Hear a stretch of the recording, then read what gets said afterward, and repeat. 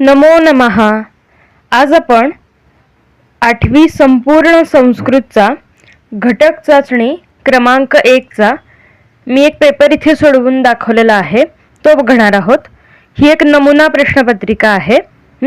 बघा, इयत्ता 8वी, विषय संस्कृत संपूर्ण आणि गुण 20 मार्कांसाठीचा हा पेपर आहे. आपल्या पुस्तकात सुद्धा जी वर्ग परीक्षा दिलेली आहे, भाषासूत्रम 1 नंतर वर्ग परीक्षा आहे पुस्तकात, ती सुद्धा 20 मार्कांची आहे. तर त्यानुसारच प्रश्नपत्रिकेचं साधारण स्वरूप असतं आणि त्याच स्वरूपाचा एक पेपर इथे मी सोडवून दाखवलेला आहे, जेणेकरून घटक चाचणीचा पेपर कसा असेल याचा तुम्हाला एक अंदाज येईल. उत्तरं कशी लिहायचे बघा. पहिला प्रश्न साधारण असतो, चित्राणाम नामानी लिखत, म्हणजे चित्रांची नावे लिहा. आता जे आपल्याला सुरुवातीला चित्रपद कोश दिलेला आहे त्यातली काही चित्र इथे तुम्हाला दिलेली असतील आणि त्याचं संस्कृत नाव आपण त्याला काय म्हणतो संस्कृतमध्ये हे तुम्हाला लिहायचं आहे. मग बघा, चित्रांची नावे लिहा. त्यातलं पहिलं दिलंय, मी इथे चित्र नाही आहेत दिलेली, पण पेपरमध्ये तुम्हाला चित्र येणार आहेत. फणसाचं चित्र समजा तुम्हाला दिलंय, फणसाचं चित्र, मग त्याला काय म्हणतो आपण फणसाला? तर पनसम हा एक शब्द तुम्ही लिहायचा आहे. आता बघा, हा प्रश्न 4 मार्कांसाठी आहे आणि 4 चित्र दिलेली आहेत, त्याच्यामुळे एका चित्राचं व्यवस्थित नाव लिहिलं की 1 मार्क तुम्हाला मिळणार आहे. आता इथे काय चूक होते? पनसम असं आहे. मग ते कशाला म्हणतो आपण? फणसाला म्हणतो. त्याच्यामुळे बरेच जण फणसम असं लिहितात, फणसम असं सुद्धा लिहितात, तर हे चुकीचं आहे. पनसमच आलं पाहिजे. पनसम म्हणजे फणस. दुसरं, मांजराचे चित्र. समजा मांजर चित्रामध्ये आहे, तर आपण काय म्हणतो संस्कृतमध्ये? मार्जारह म्हणजे मांजर. आता अजून एक शब्द आहे तुमच्या चित्रपदकोशमध्ये. बघा, हा शब्द आहे मार्जकह. काही वेळेला मुलं इथे कन्फ्यूज होतात की मार्जकह की मार्जारह. आता मार्जारह म्हणजे मांजर आणि मार्जकह म्हणजे खोड रबर. ठीक आहे, इरेझर. आता बघा, पुढचं तेच आहे. खोड रबरचं चित्र दिलंय, समजा इरेझरचं चित्र आहे, त्याला काय लिहिणार तुम्ही?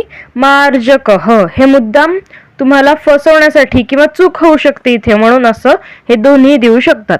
तर व्यवस्थित आपल्याला विचार करून लिहायचं आहे. आणि समजा सशाचं चित्र दिलंय, तर सशाला म्हणतो आपण शशह म्हणजे ससा. तर तुम्हाला काय करायचं, यासाठी चित्रपदकोश मधले जे शब्द आहेत सगळे ते आधी तुम्ही व्यवस्थित बघा आणि त्याच्यानंतर कुठला शब्द तुम्हाला अवघड जातोय तो लिहून काढा आणि न बघता लिहिता येत आहेत का ते शब्द ते सुद्धा चेक करा, म्हणजे तुम्हाला व्यवस्थित लिहिता येईल. हा झाला पहिला प्रश्न. आता दुसरा आहे, प्रश्न दुसरा, वचनम अनुसृत्य चित्रनामानी लिखत. काय करायचंय? तुम्हाला चित्रच दिलेली असणार आहेत इथे पण, आणि वचनम अनुसृत्य म्हणजे वचन आपल्याला योग्य बघायचंय आणि चित्राचं नाव तुम्हाला त्या वचनात लिहायचं आहे. आता नेमकं काय करायचंय बघा. समजा तुम्हाला आता पहिलं इथं दिले 2 घरे, म्हणजे 2 घरांचं चित्र तुम्हाला दिलेलं आहे. तर तुम्हाला माहितीये, आपण एक जर घर असेल तर त्याला म्हणतो गृहम. गृहम म्हणजे घर. आता आपल्याला 2 घरं दाखवली आहेत, त्याच्यामुळे कुठलं वचन घ्यावं लागेल हा विचार करायचा. आता संस्कृतमध्ये 3 वचन आहेत, एकवचन, द्विवचन आणि बहुवचन. त्याच्यानंतर 3 लिंग सुद्धा आहेत, पुल्लिंग, स्त्रीलिंग आणि नपुंसकलिंग. मग त्यानुसार व्यवस्थित विचार करून शब्द तुम्हाला लिहायचा आहे. आता तुमच्या पुस्तकामध्ये जे तुम्हाला कह का किम झालंय बघा, पुस्तकात आहे तुमच्या कह का किम, याच्यामध्ये तुम्ही एकवचनाचा अभ्यास केलेला आहे, एकवचन बघितलं सगळं. त्याच्यानंतर द्वौ द्वे द्वे हे जे आहे याच्यामध्ये तुम्ही द्विवचनाचा अभ्यास केला. सगळी द्विवचनाची रूप होती. आणि के कुर्वंती हे जे होतं एके कुर्वन्ति याच्यामध्ये तुम्ही बहुवचनाचा अभ्यास केलेला आहे. आणि प्रत्येक लिंगात केलेला आहे. पुल्लिंगात काय होतं रूप, स्त्रीलिंगात काय होतं आणि नपुंसकलिंगात काय होतं हे तुम्ही बघितलेलं आहे. तसंच तुम्हाला माहिती असेल आपल्याला यावर्षी देव, वन, माला हे शब्द पाठ करायचे आहेत. अजूनही माहित नसेल, सुरुवात केली नसेल तर हे पाठांतराला सुरुवात करा. आपल्या चॅनलवरती हे शब्द मी म्हणून दाखवलेले आहेत, त्याच्यामुळे ते कसे म्हणायचे आहेत हे सुद्धा तुम्हाला समजेल. आता देव शब्द काय आहे तर हा अकारांत पुल्लिंगी शब्द आहे. आता अकारांत म्हणजे काय, तो तुम्ही देव शब्द म्हणून बघा, किंवा जर आपण याची फोड केली तर शेवटी अ हा स्वर येतो. बघा, देव, अ हा स्वर शेवटी येतो, म्हणून हा शब्द अकारांत आहे. याला म्हणायचं अकारांत, आणि याचं लिंग आहे पुल्लिंग. मग कोणताही अकारांत पुल्लिंग जर शब्द असेल तर तो देव प्रमाणे चालतो. तसंच वन हा जो शब्द आहे, वन हा अकारांतच आहे. बघा, वन म्हणून बघा, अकारांत आहे, पण याचं लिंग नपुंसकलिंग आहे. आणि माला हा जो एक शब्द आहे आपला, तो आकारांत आहे. बघा, शेवटी आ स्वर आहे. जर आपण फोड केली मालाची, हलंत म अधिक आ, मा तयार झाला. हलंत ल अधिक शेवटी आ स्वर येतोय, म्हणजे हा शब्द आहे आकारांत. आणि याचं लिंग आहे स्त्रीलिंग. मग कुठलाही आकारांत स्त्रीलिंगी शब्द असेल तर तो मालाप्रमाणे चालतो. मग तुमच्या पुस्तकामध्ये हे शब्द याचे टेबल दिलेले आहेत. देवचा आहे, वनचा आहे, मालाचा आहे, ते तुम्हाला पाठ करणं गरजेचं आहे. आता दोन घरे असं इथं म्हटलंय. मग गृहम हा शब्द वनम प्रमाणे चालतो, कारण तो नपुंसकलिंगी आहे. अकारांत नपुंसकलिंगी, गृह अकारांत. मग तुम्हाला माहिती आहे वन ची प्रथमा विभक्ती बघायची. बघा, वनम, वने, वनानी प्रथमा अशी प्रथमा विभक्ती आहे. तुम्ही वाटल्यास पुस्तकात बघू शकता. वनम, वने, वनानी प्रथमा. मग आपल्याला द्विवचन हवंय, दोन घर, त्याच्यामुळे वने याप्रमाणे रूप करायचं आहे. कारण वनम हे एकवचन आहे, वने हे द्विवचन आहे, आणि वनानी हे बहुवचन आहे. त्याच्यामुळे वने सारखं आपल्याला गृहे हे करायचं आहे. गृहे म्हणजेच दोन घरे. चला दुसरं बघा, अनेक झाडे. अनेक झाडं आहेत. आता अनेक आहे म्हटल्यावर कोणतं वचन आपण वापरणार तर बहुवचन वापरणार. हा आधी विचार करायचा, कोणतं वचन वापरायचं, बहुवचन. झाडाला काय शब्द आहे संस्कृत मध्ये, वृक्ष हा शब्द आहे. आता वृक्ष हा शब्द अकारांत पुल्लिंगी आहे, त्याच्यामुळे देवप्रमाणे चालतो. मग देवची प्रथमा विभक्ती बघायची. देवः, देवौ, देवाः प्रथमा.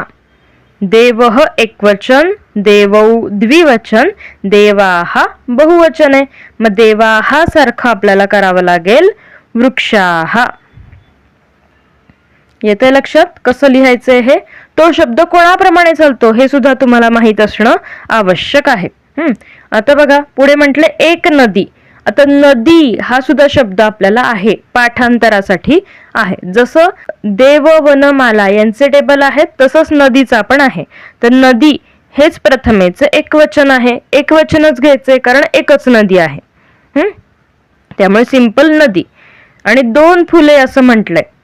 आता बघा, फुलं याच्यासाठी शब्द आहे पुष्प. पुष्प शब्द वन प्रमाणे चालतो, वन प्रमाणे. आता दोन म्हटलंय म्हणजे कुठलं वचन घ्यायचं आपल्याला, द्विवचन घ्यायचं आहे.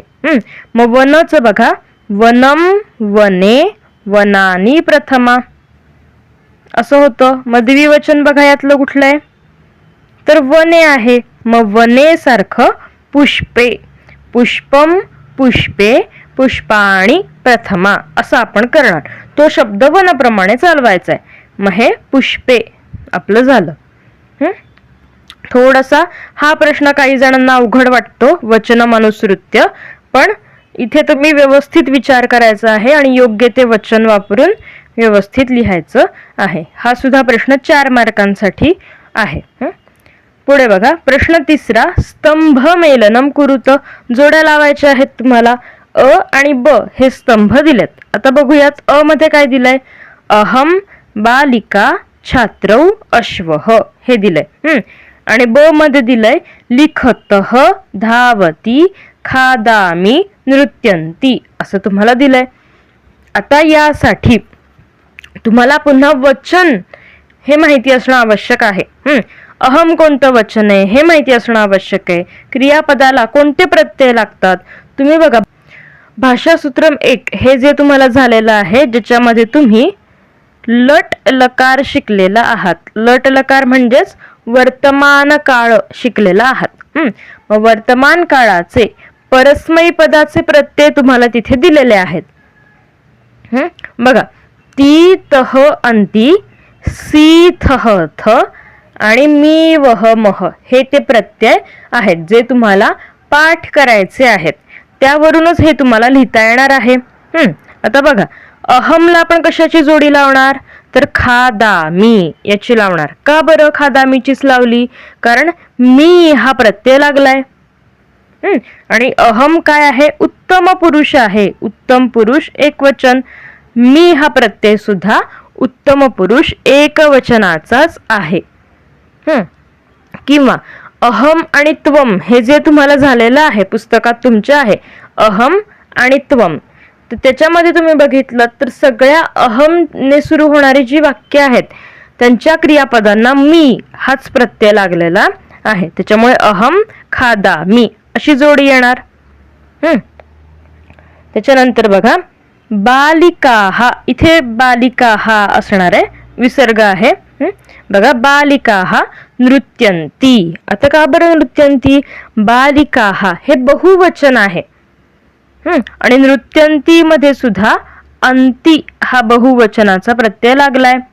मी जे आता प्रत्यय म्हटले लट लकाराचे त्यातलं अंती हा प्रत्यय लागलाय. बालिका हा माला हा सारखं झालंय. पुढे छात्रौ, याला काय येणार? लिखतः. का बरं? छात्रौ हे द्विवचन आहे, देवऊ सारखं, देवऊ सारखं छात्रौ. आणि लिखतः मध्ये तह हा जो प्रत्यय लागलाय तो सुद्धा द्विवचनाचा आहे. आणि अश्वः धावती हे सिंपल आहे. अश्वः एकवचन आहे, देवः सारखं. आणि त्याला ती प्रत्यय क्रियापदाला लागलाय, प्रथम पुरुष एकवचनाचं. यासाठी व्यवस्थित वचन आणि क्रियापदांचे प्रत्यय लट लकाराचे प्रत्यय तुम्हाला माहिती असणं आवश्यक आहे. पुढे बघा, प्रश्न 4, संख्या हा अक्षरैही वा अंकैही लिखत. आता संख्या अक्षरात किंवा अंकात लिहायच्या आहेत. तुम्हाला यावर्षी 1 ते 50 संख्या आहेत. त्या अक्षरात तुम्हाला व्यवस्थित लिहिता येत आहेत का हे तुम्ही चेक करणं आवश्यक आहे. बघा, पहिल्यांदा तुम्हाला 29 ही संख्या दिली आहे. 29 ला आपण म्हणतो नवविंशतिः. नवविंशतिः. पुढे दिले तुम्हाला षट्त्रिंशत्. आता हे अक्षरात दिलंय, तुम्हाला अंकात लिहायचं आहे. आता षट्त्रिंशत् त्याचा विचार कसा करायचा? 30 म्हणजे किती? 30. आणि षट म्हटलंय म्हणजे अधिक 6 करा, किती होणार ते? 36. म्हणजे षट्त्रिंशत् म्हणजे 36. प्रश्न 5 बघा, शब्दान पृथक कुरुत. शब्द तुम्हाला काय करायचे? पृथक कुरुत वेगवेगळे करायचे. 3 कॉलम दिलेत, सह, सा आणि तत. यामध्ये वर्गीकरण करायचं आहे. या केवलम षट म्हटलंय म्हणजे कोणतेही 6 शब्द तुम्ही व्यवस्थित वर्गीकरण करणं आवश्यक आहे.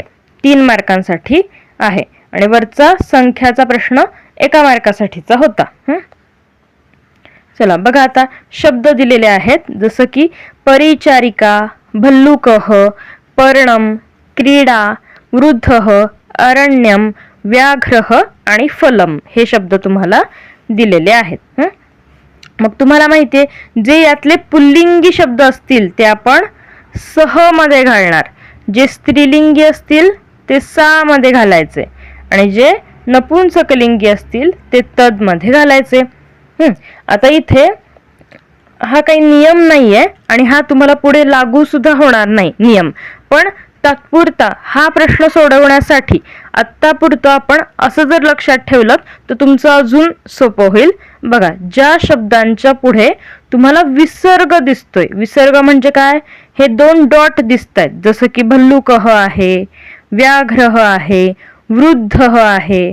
ठीक आहे, या शब्दांना सह मध्ये घालायचं म्हणजे ते शब्द काय आहेत, पुल्लिंगी आहेत. आता हा नियम तुम्हाला पुढे लागू होणार नाहीये. ठीक आहे, तात्पुरतं आत्तापुरतं बघा, विसर्ग असला तर ते कशात घालायचं, पुल्लिंगामध्ये. मग घातलं आपण भल्लुकः, वृद्धः, व्याघ्रः, पुल्लिंगी शब्द झाले. त्याच्यानंतर आता स्त्रीलिंग बघताना ज्या शब्दांच्या शेवटी आकारांत आहेत जे शब्द, जसं की बालिका, माला, हे शब्द कसे आहेत, आकारांत आहेत. किंवा इकारांत जे शब्द आहेत ज्यांच्या शेवटी ई हा स्वर येतो, जसं की नदी, हे सगळे शब्द सा मध्ये घालायचे कारण ते स्त्रीलिंग आहे. बघा आता याच्यामधलं परिचारिका आणि क्रीडा आ आहे शेवटी. आणि नपुंसकलिंगामध्ये बघा, ज्या शब्दांच्या शेवटी हलंत म आहे, जसं की फलम असेल, पर्णम असेल, अरण्यम असेल, हे शब्द कशात घालायचे, तद मध्ये म्हणजे नपुंसकलिंगामध्ये घालायचे. ठीक आहे,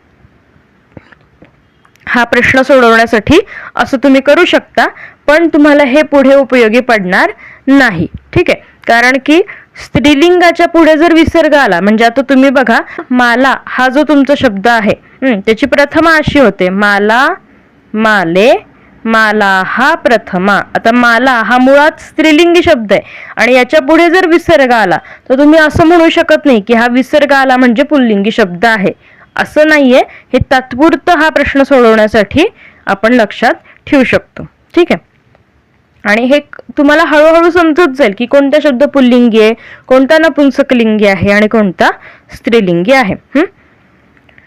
प्रश्न 6 बघा, मंजुषातः योग्यम पर्यायम चित्वा वाक्यानी पूरयत. आता छोटेसे तुम्हाला एक 3-4 वाक्यांचा एक छोटा पॅराग्राफ दिलाय आणि खाली मंजुषेमध्ये काही शब्द दिलेत, ते घालून तुम्हाला ते पूर्ण करायचं आहे. 2 दिलंय त्यापैकी एकच कोणतं तरी करायचं आहे. किमपि एकम 2 मार्कांसाठी आहे. बघा, पहिलं दिलंय, डॅश मम मित्रम अस्ति, सह मम एव डॅश पठति, डॅश तस्य प्रियः विषयः अस्ति, सह सर्वैः सह डॅश आचरति. हा पॅराग्राफ आहे आणि तुम्हाला मंजुषेमध्ये शब्द दिलेत, गणितम, स्नेहेन, विनयः, कक्षायाम, हे तुम्हाला शब्द दिलेत. मग घालूयात आता आपण ते शब्द. बघा काय येईल, डॅश मम मित्रम अस्ति, विनयः मम मित्रम अस्ति, विनय हा माझा मित्र आहे. पुढे बघा, सह मम एव डॅश पठति, तो माझ्याच कक्षायाम पठति, माझ्याच वर्गात तो शिकतो. असं आपण म्हणू शकतो. डॅश तस्य प्रियः विषयः, त्याचा आवडीचा विषय गणितम, गणितम तस्य प्रियः विषयः अस्ति, असं आपण लिहू शकतो. आणि शेवटचं बघा, सह सर्वैः सह स्नेहेन आचरति, तो सगळ्यांबरोबर प्रेमाने वागतो. असं तुम्ही हे पूर्ण करू शकता. त्यासाठी तुम्ही वाक्य वाचून व्यवस्थित अर्थ लावायचा आणि त्यानुसार कोणता शब्द कुठे बसतोय हे व्यवस्थित विचार करून मग लिहायचं आहे. दुसरं बघा, दुसरं पण मी घेतलंय, एतद मम डॅश अस्ति, डॅश इति मम गृहस्य नाम अस्ति, मम गृहस्य समीपे विविधाः डॅश सन्ति, मम गृहम डॅश अस्ति. आता मंजुषेमधले शब्द बघा, स्वराधीश, वृक्षाः, गृहम आणि सुंदरम. मग बघा, एतत् मम गृहमस्ति, हे माझं घर आहे. स्वराधीश इति मम गृहस्य नाम अस्ति. स्वराधीश हे माझ्या घराचं नाव आहे. मम गृहस्य समीपे विविधाः वृक्षाः सन्ति. माझ्या घराच्या जवळ काय आहेत? वेगवेगळी झाडे आहेत. आणि मम गृहम सुंदरम अस्ति. माझं घर सुंदर आहे. अशा पद्धतीने रिकाम्या जागा पूर्ण करून हे तुम्हाला लिहायचं होतं. जे रिकाम्या जागा आपण भरल्यात त्यांना पेन्सिलने अंडरलाईन करायची. आता प्रश्न 7वा आणि महत्वाचा प्रश्न बघा. क्रियापद कोष्टकम पूरयत. 2 मार्कासाठी आहे. काय करायचंय? क्रियापदाचं कोष्टक पूर्ण करायचं आहे. इथे तुम्हाला साधारण 4 रिकाम्या जागा दिलेल्या असतात. म्हणजे तुम्हाला असं दिलंय डॅश युध्यतः युध्यन्ति प्रथम पुरुष, डॅश युध्यतः डॅश मध्यम पुरुष आणि डॅश युध्यावह युध्यामह उत्तम पुरुष असं दिलंय. आता लट लकाराचे प्रत्यय लावून तुम्हाला हे पूर्ण करायचं आहे. म्हणजे इथे तुम्हाला युद्ध हा धातू दिलाय आणि त्या धातूला तुम्हाला माहिती आहे लट लकाराचे प्रत्यय आधी पाठ असले पाहिजेत. कोणते प्रत्यय आहेत? ती तह अंती प्रथम पुरुष, सी थह थ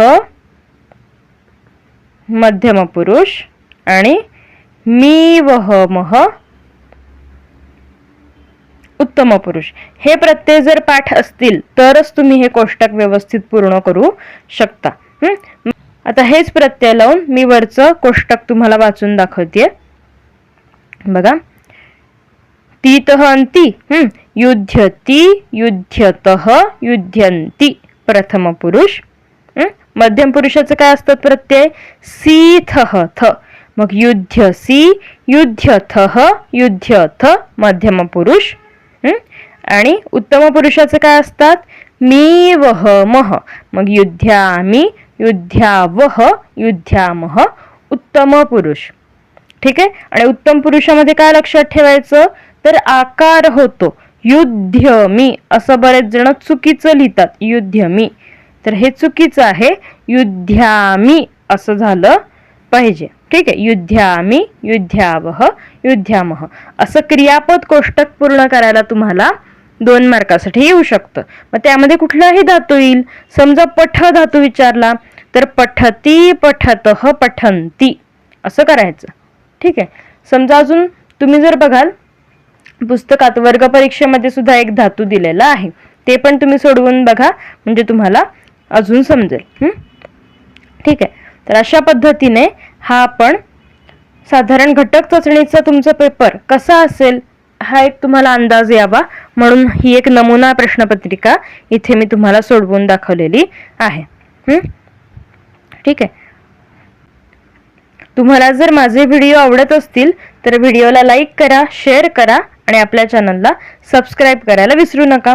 चला तर पुन्हा भेटूया पुढच्या भागात. पुनर्मिलामः. धन्यवादः.